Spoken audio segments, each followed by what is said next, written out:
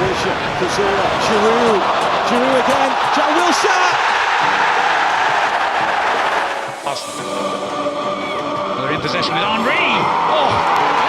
Oh, Sobat fans bola yang aku doyan bola, cuma nonton bola kalau Piala Dunia sama Euro doang. Oke, jadi hari ini gue mau bahas sebuah hal yang sudah mendarah daging di tubuh gue. Jadi ini bukan meraba-raba lagi kayak Robert Forex kemarin. Ini udah ngelotok abis dalam sanubari gue. Apalagi sanubari. Oke, jadi hari ini gue mau bahas mengenai klub favorit gue yang udah gue bela dari tahun 98. Yes, this is Arsenal, the Gunners. Ya, seperti kita ketahui, Arsenal sekarang lagi, ya lu tau lah, gak usah dicengin. Memang udah memalukan, sangat memalukan, men. Oke, jadi gue flashback, gue tuh mulai dukung Arsenal, nonton bola, suka jadi pendukung Arsenal itu sejak tahun 98, ya. Jadi tahun 1998 itu pertama kali gue suka bola, gue nonton Piala Dunia waktu itu di Prancis. Gue baca tablet bola pertama kali yang covernya Michael Owen, superstar yang nanti digaung-gaungkan akan bersinar di World Cup 98 di France. Oke, jadi setelah nonton World Cup, gue juga udah mulai mengikuti Liga Inggris dan juga Liga Italia. Di Liga Italia gue sukanya AC Milan. Di Inggris gue bela Arsenal. Kenapa sih gue bisa suka Arsenal? Pertama gue suka Arsenal tuh gara-gara ada Dennis Bergkamp di situ. Oke, karena gue suka timnas Belanda, ada Dennis Bergkamp, terus gue cari dia main di mana. Jadi itu sih sebenarnya, dari situ gue sebenarnya jadi suka sama Arsenal. Ya sebenarnya lu ketahui di 98, 99 dan seterusnya itu masa-masa jaya Arsenal. Oke, mereka banyak dapat gelar lah, sempat juara Liga Invincible, itu salah-satunya bisa dibanggakan oleh fans Arsenal sampai sekarang. Jadi satu musim juara tanpa terkalahkan, untouchable. Wow, keren banget. Itu belum ada klub yang bisa menyamai. Walaupun memang zaman dulu belum ada Taipan Arab dan Taipan Rusia yang mengambil alih klub kayak Chelsea, City, dan lain-lain. Jadi saingan Arsenal pada tahun-tahun segitu praktis hanya Manchester United. Makanya sampai sekarang gue anti banget sama MU. Kenapa? Ya itu sejarahnya panjang. Jadi buat lo yang baru nonton bola tahun 2015, tahun 2016, ke atas lah. Atau yang baru-baru aja suka bola yang bilang, Arsenal itu one season wonder. Ada juga yang bilang, MU itu one season wonder. Nggak dapat gelar-gelar. Ada yang bilang Inter one season wonder. Udahlah, nggak usah yang ngomong. Lu belum ngerti apa-apa tentang bola. Anak muda. Bocil. Hari ini temperamen gue lagi naik. Karena semalam skornya buat Arsenal hancur, guys. Oke, nanti itu akan gue bahas, topik utamanya akan gue bahas pertandingan semalam antara Brentford versus Arsenal. Coba gue ulik kupas sih menurut analisa gue sebagai fans Arsenal selama berarti udah 23 tahun. 23 tahun gue belain Arsenal. Dari zaman gue SMP. Oke, zaman dulu 98 lu tau lah ada Bergkamp, Henry, ada Petit, Vieira, bek kanannya masih Lee Dixon, Winterburn, Tony Adams, Martin Keown, ada Steve Bull juga waktu itu. Sayapnya ada Overmars, ada strikernya waktu itu ada Kanu juga ya, tapi Kanu after Overmars lah. Waktu itu sayap kanannya Ray Parlour dan lain-lain. Ya seperti kita ketahui sebagai fans Arsenal harus siap-siap legowo karena pemainnya pasti bakal dilego semua. Ya klub kelas-kelas menengah lah ya. Dibilang klub gede banget belum, karena gede gue bilang itu kayak Real Madrid, Barcelona. MU enggak klub gede. Jadi waktu itu ya gue udah kuat lah ya hati gue di saat Arsenal tuh jual-jual pemain bintang. Mulai dulu gue suka Arsenal pertama kali, mereka tuh jual Petit sama Overmars ke Barcelona sepaket. Wah, gue bete banget waktu itu. Anjir, dijual lagi Petit sama Overmars. Tapi penggantinya mantap. Mereka beli Gilberto Silva sama Robert Pires waktu itu. Jadi wow, keren. Jadi invincible. Juara tanpa terkalahkan. Henry sih nggak usah dibilang ya. Thierry Henry itu jago banget. Kalau bilang Henry biasa-biasa aja, nggak ngerti bola berarti. Oke, lalu setelah itu dari tahun ke tahun, gue bela Arsenal. Terakhir mereka juara di 2003 ya, juara Liga Inggris ya. Piala FA mah nggak gue anggap lah, itu hiburan doang. Jadi kalau dibilang Arsenal dapat gelar tahun segini, tapi Piala FA, sudah lah, itu jangan dihitung. Tapi kalau bandingin sama Spurs ya, bolehlah dihitung Spurs kasihan men, nggak pernah dapet piala. Harry Kane pindah aja ke City, cabut buruan. Ngapain di Spurs lama-lama. Jadi waktu itu ya udah jalan waktu terakhir 2003 juara yang Invincible itu gue seneng banget zamannya Patrick Vieira waktu itu ada Thierry Henry, Dennis Bergkamp dan lain-lain. Lalu setelah itu Arsenal pindah bikin stadium baru lah, Emirates Stadium. Jadi menghabiskan banyak dana. Jadi setelah itu masa-masa kegelapan mulai hadir, men. Pemain-pemainnya di Lego semua, belinya yang acak-acak lu tau lah. Kayak Eduardo, aduh. Moroin Samak, apa lagi itu Moroin Samak. Sama gue jagoan gue, kayak. Moroin Samak, ampun. Dan lain-lainnya, ada backnya Andre Silva lah, dan lain-lain. Ya, Ashley Cole dijual. Jadi mulai masa-masa kegelapan itu datang, guys. Setelah itu mungkin setelah beberapa tahun, mulai board Arsenalnya bilang, ini kita udah balik modal nih untuk stadiumnya. Bukan balik modal lah, paling nggak udah lumayan lah ada cuannya. Jadi bisa buat beli-beli pemain. Jadi waktu itu mulai beli-beli pemain mahal ya, kayak Lacazette, Aubameyang, terakhir Nicolas Pepe yang mahal. Dan yang musim ini paling terbaru Ben White. Ya sejak itu sih prestasinya bukan makin naik malah makin turun. Terakhir yang tertinggi gue inget waktu itu 2016 ya, yang waktu Leicester juara. Itu sebenarnya Arsenal punya peluang main buat juara. Kenapa? Karena klub gede lainnya lagi memble. MU memble, City memble, Chelsea memble. Tapi ada Leicester jago banget. Anjir, akhirnya mereka yang juara. Arsenal juara 2, gak dapet apa-apa. Sebenarnya peluang terbaik. Gue ingat waktu itu Danny Welbeck ngegolin lawan Leicester. Akhirnya Arsenal menang. Wah, gue seneng banget. Cuman pada akhirnya tetap aja Leicester yang juara. Riyad Mahrez dan Vardy sih gila waktu itu. Ya udah, akhirnya kesini kok Arsenal makin hancur, nggak lulus Liga Champion. Apalagi sejak kepergian Profesor Wenger, Arsene Wenger yang gue idolakan itu, karena dia keren banget sih. Cuma terakhir emang kayak udah mentok aja di Arsenal, nggak bisa ngapa-ngapain. Udah mentok strateginya, gue nggak tahu deh kenapa. Mungkin ya karena materi pemainnya nggak terlalu bagus juga Arsenal. Akhirnya udah itu cabut, lalu ada Ivan Gazidis cabut ke AC Milan juga. Akhirnya ya udah deh, makin suram sih menurut gue sekarang. Pelatihnya ganti dari Wenger ke Emery masuk final Euro ya, kalah dari Euro Cup, tapi Euroleague sorry, tapi kalah dari Chelsea. Ya setelah para board cabut, prestasi semakin suram guys. BTW, gue copot sialnya dulu ya, panas. Ciu. Ya ini jersey Arsenal, waktu itu Puma pertama kali sponsorin Arsenal, jadi gue beli waktu itu jersinya ori ya guys, cicilan KPR 20 tahun. Yang belakang ada yang ori, ada yang KW juga, KW Thailand. Ya setelah itu, seperti kita ketahui, makin suram prestasi Arsenal, nggak ada gelar, nggak lolos Liga Champion. Akhirnya setelah 2 tahun nggak lolos Liga Champion, Monsieur Wenger cabut guys. Cabut, dia mengakhiri eranya karena udah didesak juga sih daripada fans karena Arsenal nggak juara-juara. Akhirnya Wenger cabut. Tapi ya seperti kita ketahui udah dipegang Wenger lama banget. Habis itu pindah tongkat estafet ke Unai Emery. Ya berantakan sih guys. Akhirnya Arsenal di musim terakhir peringkat 8. Musim lalu peringkat 8, nggak lolos Euroleague. Apalagi Liga Champion. Dan kena pandemik dan segala macam.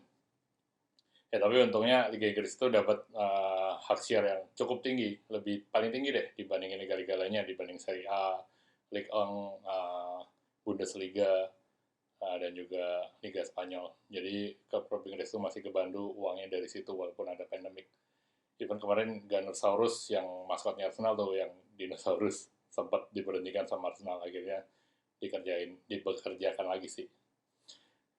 Ya, karena keuntungan tersebut, hak share yang tinggi mungkin ya, walaupun Arsenal lolos Liga Champions, akhirnya mereka bisa membeli pemain yang harganya sebenarnya cukup tinggi. Jadi kalau kita bandingin liga-liga lainnya kayak Serie A tuh transfer mahal masih Fikayo Tomori loh. Tomori, cadangannya Chelsea. Itu sementara masih transfer termahal di Liga Italia. Nanti nggak tahu kalau Manuel Locatelli pindah dari Sassuolo ke Juve, 40 juta euro mungkin itu jadi yang termahal. Lo tau sendiri, Chelsea baru beli Lukaku kan, 115 juta euro. Inter beli Edin Dzeko. Cuman ya udah, itu salah satu keuntungan mungkin dari Haksial dan lain-lainnya ya. Akhirnya musim ini Arsenal beli 3 pemain sih, sementara ya. Ada Ben White, Lokonga, sama Nuno Tavares. Lokonga dari Anderlecht, Nuno Tavares dari Benfica. Ben White dari Brighton ya. Ben White 50 juta pound, men, mahal banget. Kenapa mahal? Karena dia orang Inggris. Coba dia orang Prancis, paling harganya 25 juta pound dapat gue rasa. ya gitulah. Bocah lokal pasti mahal harganya. Cuman memang kalau dilihat statistik di Brighton musim lalu cukup bagus ya. Sebelumnya dia kan main di Leeds di Championship, itu statistiknya bagus, dapat penghargaan masuk ke tim terbaik. Habis itu musim kemarin di Premier League langsung jadi inti di Brighton, dan prestasinya juga statistiknya juga oke. Jadi di Arsenal walaupun harganya agak kemahalan ya, tapi ya gitulah, orang Inggris masuk timnas, what do you expect, mahal pasti. Terus habis gitu, oke, 3 pemain itu mungkin cukup menjanjikan ya, karena Ben White masih 23 tahun, Lokonga 21, Nuno Tavares 21 tahun, kalau nggak salah 21 tahun juga Nuno Tavares. Ya, tapi masih ada kekosongan di Arsenal, yaitu playmaker-nya.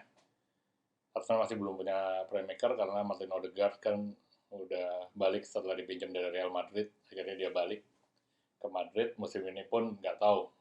Dengar-dengar sih kabar bakal dibeli Arsenal. Harganya sekitar 40-50 juta euro. Kira-kira segitu. Ya mungkin oke. Tapi gue lebih prefer James Maddison sih. 60 juta pound tapi harganya. Cuman kayaknya dari visi dan passing-passingnya tuh lebih enak ngeliat James Maddison daripada Martin Odegaard. Cuma itu menurut gue. Kalau menurut kalian, nggak tahu deh. Mending yang mana. Cuman kayaknya yang paling dekat sekarang si Martin Odegaard itu. Dan Joe Willock kan udah dijual ya ke Newcastle. Sudah resmi kemarin 25 juta pound. Joe Willock musim lalu dipinjamkan Newcastle, ngegolin banyak sih. Cuman gue rasa nggak akan masuk sih ke skema permainannya Arsenal. Ngomong skema, memang Arsenal ada skemanya sekarang, men. Nggak ada gue rasa skemanya. Skemanya adalah dari kiper ke back ke kiper ke back lagi. Nggak kerebut ya, alhamdulillah. Kerebut ya udahlah, kejebolan. Kayaknya kira-kira gitu skema dasarnya dari Arsenal. Oke, jadi setelah 3 transfer itu ya kita tunggu transfer berikutnya siapa. Lalu ini masuk ke topik yang utama yang tadi gue bilang. Jadi semalam jam 2 dini hari itu Premier League season 2001-2022 dimulai. Diawali dengan pertandingan Brentford dan Arsenal. Jadi tim yang baru promosi, Brentford udah 72 tahun nggak pernah main di Premier League, lawan tim menengah ke bawah Arsenal. Arsenal udah bukan tim gede, kan. Gue bilang tim menengah ke bawah. Ya untung masih ada nama yang lumayan besar. Tapi gue nggak mau ngomongin sejarah mulu lah. Ntar kayak fans Liverpool 5 tahun lalu ngomongin sejarah kita ini itu. Ya oke lah, kemarin musim lalu juara, akhirnya bisa berprestasi. Yang mudah-mudahan bisa juara terus ya, bertahan ya, nggak hanya semusim aja. Ya udah, jadi semalam itu Brentford versus Arsenal, jadi gue excited, gue nonton tuh jam 2. Tapi yang seperti kita ketahui bersama, hasilnya mengecewakan, guys. Mainnya juga ya begitu deh, menyedihkan. Jadi Arsenal kemarin tuh starting line-up-nya start dari 4-2-3-1. Jadi kiper biasa Ben Leno, kanan ada Callum Chambers, di tengah ada Ben White, pemain baru 50 juta pound, bocah Inggris ganteng. Lalu ada si Pablo Mari yang lelet. Dan kiri ini gue demen sih, Kieran Tierney, itu jago orang Scotland. Lalu ke tengah, gelandang pertahanan, Granit Xhaka nggak jadi pindah ke Roma, akhirnya mau diperpanjang kontraknya sama Arsenal. Gue pikir kenapa Xhaka bertahan ya, harus dijual aja sih, diganti yang lebih fresh. Gue pikir Xhaka udah mentok, cuman mungkin Arsenal nggak bisa menemukan pemain yang pas dan mau pindah ke tim yang menengah ke bawah itu. Pemain bagus banyak yang nggak mau main ke Arsenal. Ngapain? Udah jadi tim menengah begitu kan. Itu menurut gue. Terus didampingin sama pemain baru si Lokonga itu karena Thomas Partey cedera. Lalu di kanan ada Pepe, di kiri ada Martinelli yang baru balik dari Olimpiade ya. Lalu ada Smith Rowe, si bocah nomor 10 yang didengung-dengungkan bakal sukses, mudah-mudahan ya, mudah-mudahan. Strikernya Bolagun. Anjir.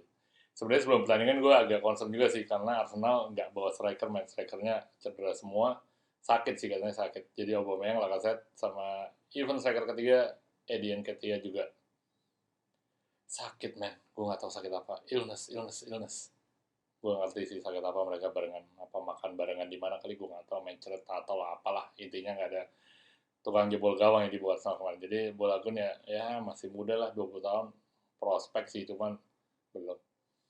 Yaudah, jadi pertandingan berjalan seru. Ini pertama kali ada fans ya di Liga Inggris. Musim lalu kan masih belum boleh ada penonton hadir di stadion, jadi mereka udah seru. Wah gila sih fansnya Brentford gokil, heboh banget, meriah banget karena ya ini mereka di Liga Inggris pertama kali gitu kan. Jadi mainnya semangat, supporternya gokil, jadi kayak ada tambahan energi. Arsenal ya begitu deh. Gue bilang apa ya, kayak nggak ada skema. Ini mirip kayak Liverpool mungkin 5-6 tahun lalu. Lu ingat gak zamannya Joe Allen, Lucas Leiva, itu mainnya nggak ada metodenya gitu Liverpool. Sama kayak Arsenal sekarang. Mungkin MU juga sih musim lalu nggak ada metodenya. Main gitu-gitu doang. Tapi ya untunglah mereka lebih jago dari Arsenal ya. Masuk peringkat 2. Walaupun memang kalau dilihat dari squad ya jangan dibandingin lah MU sama Arsenal jauh. MU squadnya masih gede. Masih menjadi magnet lah buat pemain-pemain gede karena nama besar Manchester United. Pelatihnya gue nggak tahu lah, gue nggak mau komentarin. Itu tergantung kalian ya. Fans MU sendiri mungkin udah tahu kualitas pelatih kalian seperti apa. Cuman memang lebih bagus peringkat 2 ya daripada Arsenal peringkat 8. Terus semalam main kayak nggak ada darahnya gitu, main biasa-biasa banget. Seperti biasa Arteta tuh pengen banget niru si Guardiola, jadi passing dari kiper, bola-bola pendek ke back, habis itu ke kiper, ke pemain tengah. Ini tuh dipaksain banget. Kemarin Brentford tuh pressingnya ketat banget, tinggi banget Brentford pressingnya. Jadi Ivan Toney si top scorer championship ya musim lalu 33 gol kalau nggak salah. Itu pressing semua. Ada juga yang kemarin siapa tuh yang golin nomor 7 gue lupa namanya. Ya gue sebenarnya nggak tahu sih semua pemain Brentford kecuali si Norgard itu ya, Norgard sama Ivan Toney lah, ini gue nggak ngerti. Kipernya David Raya gue tahu. Yaudah mereka pressingnya tinggi banget, akhirnya Arsenal jadi kayak ya seperti biasa tertekan, passing kiper, passing back nggak jelas, sampai ke tengah Lokonga lumayan, tapi banyak kesalahan, namanya pemain muda ya. Granit Xhaka gitu-gitu aja, sempat blunder kemarin Granit Xhaka di pertengahan babak pertama, kerebut bolanya, untung nggak gol. Cuman ya udahlah, pada intinya Arsenal tetap kalah 2-0 dari Brentford, man. Brentford yang berpromosi itu. Ini gimana tuh Arsenal? Yaudah, ini coba gue analisa berdasarkan kemampuan gue. Ya, jadi berdasarkan kemampuan gue akan analisa ini. Jadi pertama yang bikin mungkin kalah Arsenal atau bikin mainnya nggak bagus itu bek kanan sih, Calum Chambers. Ngapain sih Chambers masih dipasang? Jadi bek kanan lagi, mungkin bek tengah masih lumayan deh, tapi bek kanan enggak lah, jangan. Dia tuh pelan, crossingnya oke lah, dia crossingnya lebih bagus dari Hector Bellerin ya. Cuman ya dribblingnya jelek, nggak bisa lari. Akhirnya kemarin gol pertama kan dia nggak bisa jagain, digocek, gol si nomor 7 dari Brentford, gue lupa nama siapa, ya itulah. Terlalu lamban men. Ya Ben White yang baru gabung yang harga 50 juta pound itu jadi kayak keteteran juga sih. Temennya si Chambers, duetnya di back tengah si Pablo Mari. Lu Pablo Mari passingnya bagus sih, keren tuh orang, passing bagus, badan gede, tinggi, cuman lelet banget men, kagak bisa lari tuh orang, pelan banget asli. Jadi Pablo Mari enggak banget sih menurut gue. Ya mungkin Gabriel Magalhaes kemarin ikut kayak ke Copa America ya, jadi belum dimainin. Mudah-mudahan ntar kalau Gabriel balik bisa mendingan sih pertahanannya Arsenal, pertahanannya. Pikir udah nggak usah di debat lah ya, no debat. Kieran Tierney kemarin keren banget, dia udah kayak sayap kiri kemarinnya, crossing maju terus. Tierney sih keren, mainnya bagus. Xhaka biasa-biasa aja. Lokonga karena masih muda mungkin ya masih grogi. Lalu kita menuju ke barisan penyerang kita. Martinelli kayak kagok, gue tahu dia wonderkid, cuman kemarin kayak nggak tahu hilang ditelan dunia, kemana dia, kayak nggak berfungsi. Dia memang potensinya tinggi, lari kencang, cuman ya apa gunanya, nggak ada yang ngatur permainan juga. Smith Rowe kemarin bagus sih mainnya, Smith Rowe bagus, berani nyerang, berani lah inisiatif segala macam. Cuman gue rasa masih kurang sih, dari visi masih kurang dia kayak semangat, skill oke, visinya masih kurang banget sih menurut gue. Jadi kayak yaudah lu passing yang ada di depan mata lu situ, lari lu passing segala macam. Ngatur tempo masih kurang banget si Emil Smith Rowe menurut gue. Jadi kemarin tuh Arsenal main kayak nggak ada tempo, nggak ada yang ngatur, udah pokoknya passing ke depan, oper kanan kiri, nggak jelas skemanya. Lalu beranjak ke kanan, pemain termahal klub kesayangan kita guys, Nicolas Pepe, ya Allah. Pepe jago sih, menurut gue Pepe jago. Cuma satu, dia nggak konsisten kan. Kemarin gocek-gocek backnya Brentford, nggak ada yang lewat loh. Masih dipaksain gocek. Nendang kepentok segala macam. Wah, Pepe sih jelek semalam mainnya. Tapi ya gimana, habis itu dia sempat ditaruh di tengah ya akhir-akhir pertandingan, cuman tetap aja nggak membantu sih. Arsenal shootnya banyak sih 22 berbanding Brentford yang cuma 8 kalau nggak salah. Cuman apa gunanya kalau nggak ada yang masuk, bolanya kemana-mana, ke tengah segala macam, nggak ada striker pembunuh men. Bola Gun ya udahlah, nggak usah dikasih beban yang tinggi, nggak usah diomongin juga. Dia sih hampir nggak ngapa-ngapain nih semalam, ada peluang-peluang cuman ya karena masih mentah kali ya, jadi ya kurang maksimal sih menurut gue sih Bola Gun. Ya jelek lah mainnya kalau bisa dibilang.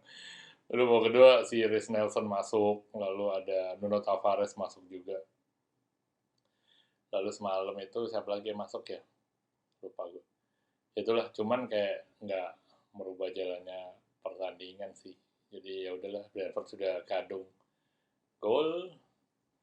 Ya, gol kedua juga dari throw in. Seperti kita ketahui, tim-tim kecil biasanya mengambil segala peluang, memaksimalkan segala peluang, even untuk throw in juga, throw in, kayak juga ya.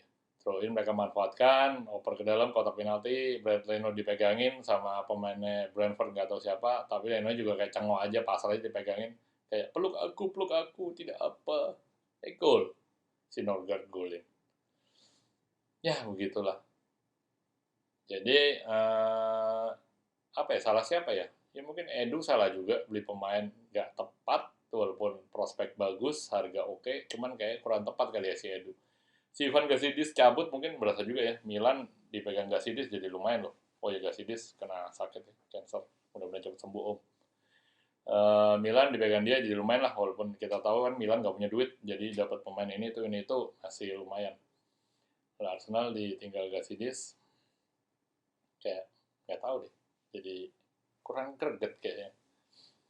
Edu beli pemainnya kurang pas kali ya, banyak yang kemahalan juga. Si Pepe 72 juta pound anjir.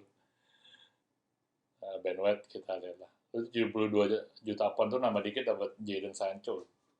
Si Sancho 78 juta pound ya kalau nggak salah. Cuman kita nggak tahu Sancho bakal sukses nggak di MU musim ini. Jadi gitu analisa gue. Kalau gue jadi Arteta nih, siapa sih yang gue pasang? Walaupun semalam memang ya udah hopeless, nggak ada striker. Gue kalau nggak ada striker kayak gitu, mungkin kalau main di game kalah juga ya.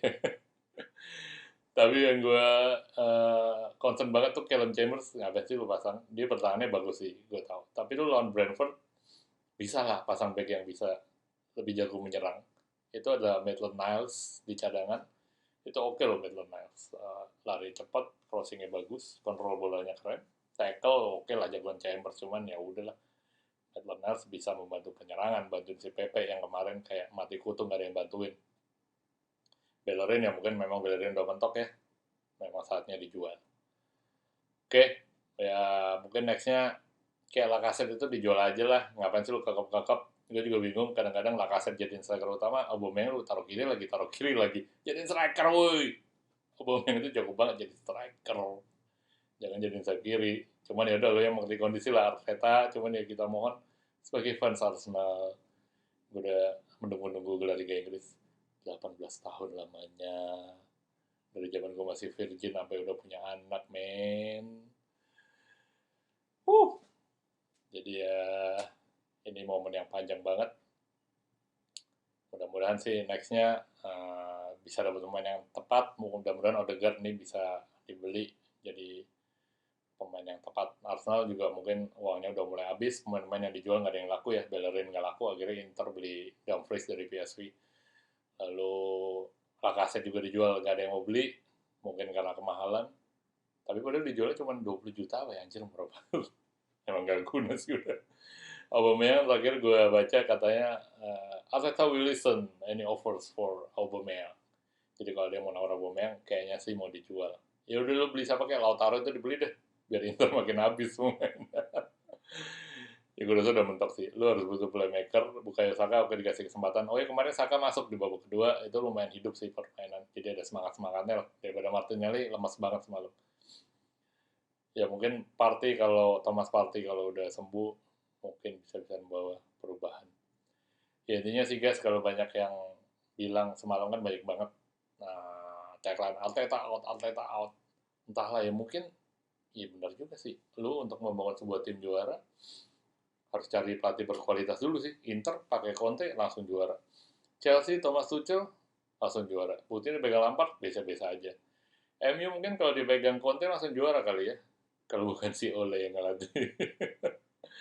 Atau dipegang siapa kayak intinya ya lu boleh lah percaya pada proses. Arteta kan mantan didikan Guardiola di City ya, cuman kayaknya lagi mentok, strateginya nggak berubah dari musim lalu, passing aja dari keeper back dan lain-lain, ball possession. Tapi lu di City sih itu berjalan, kenapa ya? Pemainnya keren-keren aja City.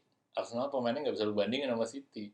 Ya lu tau lah Arteta harusnya lebih ngerti lah. Cuman kayak lu kalau memasakkan metode yang kayak gitu terus, ini kita fans Arsenal gimana? Sedih loh. Kalau begini terus. Next week Arsenal ketemu Chelsea, men. Di Emirates Stadium. Gue ngeri-ngeri sedap nih. Biasa sih terakhir lawan Chelsea kita menang ya. Cuman nggak tahu Arsenal lagi begini. Ya kita harapkan yang terbaik aja lah. Paling nggak seri, jangan kalah ya. Karena nextnya ketemu City juga. Dibantai gue rasa. Oke, jadi ya gue berharap mungkin nextnya Arsenal bisa membeli pemain yang tepat, yang bagus, yang sesuai dengan skema mainnya Arteta. Arteta diberi waktu nggak? Ya kasih lah sebulan. Kalau masih gini-gini aja, pecat aja cuy. Itu gaji Conte lah, Conte lo gaji. Tapi Conte maunya main-main gede sih. Kalau dia pemainnya biasa-biasa aja, dia nggak mau gabung kayaknya. Nggak tahu apa lo ajak balik si Wenger balik ke Arsenal. Sedih nih, sedih. Yaudah, oke. Jadi mudah-mudahan gue berharap sebagai fans Arsenal, next week mereka bisa bermain lebih bagus, lebih percaya diri, dan mudah-mudahan ada pergantian strategi dari Mikel Arteta. Oke, sekian dulu video gue. Next gue akan bahas perkembangan Arsenal. Mungkin kalau Serie A mulai gue bisa juga sih bahas AC Milan. Oke, sekian. Thank you.